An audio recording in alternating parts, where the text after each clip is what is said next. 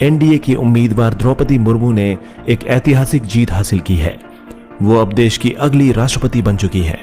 विपक्ष के उम्मीदवार यशवंत सिन्हा को द्रौपदी मुर्मू ने भारी अंतर से हराया है। द्रौपदी मुर्मू ने इस चुनाव में पहली वरीयता वाले 2824 वोट हासिल किए। वहीं उनके प्रतिद्वंदी यशवंत सिन्हा को प्रथम वरीयता के 1877 वोट मिले।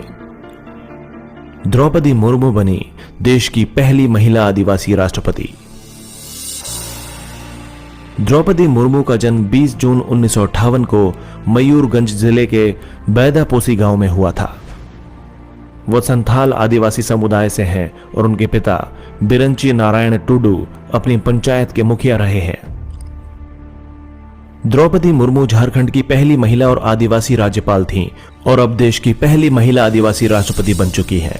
वो झारखंड में सबसे लंबे समय तक राज्यपाल रहीं। उनका कार्यकाल 6 साल से कुछ अधिक समय तक था।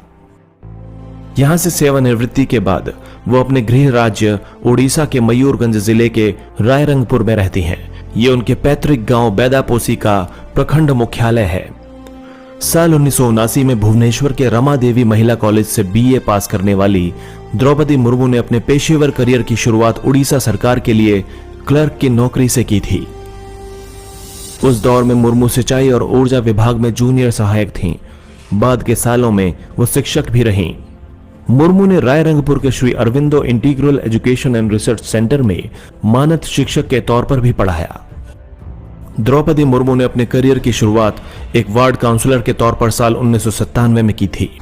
साल 2000 और 2009 में रायरंगपुर विधानसभा सीट से बीजेपी के टिकट पर वे 2 बार विधायक भी बनी।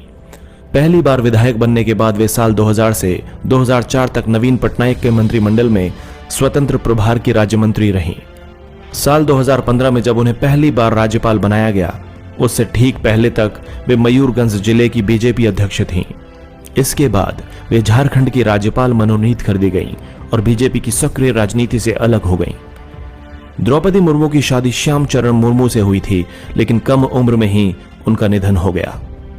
उनकी 3 संतानें थीं, लेकिन इनमें से दोनों बेटों की भी असमय मौत हो गई।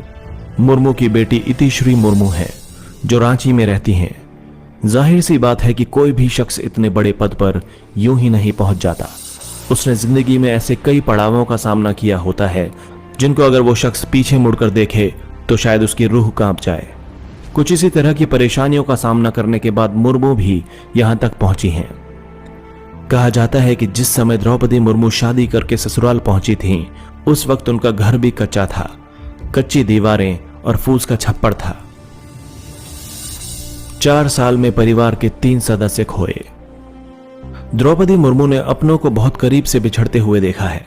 साल 2010 से 2014 तक उनके घर से 3 अर्थियां उठी थीं। इन 4 सालों के भीतर उनके 2 बेटे और पति की मृत्यु हो गई। बड़े बेटे की मौत आज भी एक रहस्य बनी हुई है। बताया जाता है कि उनकी लाश कमरे से संदिग्ध हालत में मिली थी। बड़े बेटे का नाम लक्ष्मण मुर्मू था। उनकी मौत महज 25 बरस की उम्र में हुई थी। वहीं छोटे बेटे बिरंची मुर्मू की मौत एक सड़क हादसे में हुई। उस वक्त बिरंची की उम्र 28 साल थी। दुखों का सिलसिला यही नहीं रुका। 1 अक्टूबर 2014 को उनके पति भी हमेशा के लिए उनका साथ छोड़कर चले गए। वहीं उनके शुरुआती जीवन की संघर्ष की बात करें तो सबसे पहला दुख उन्हें अपनी शादी के कुछ साल बाद ही मिल गया था।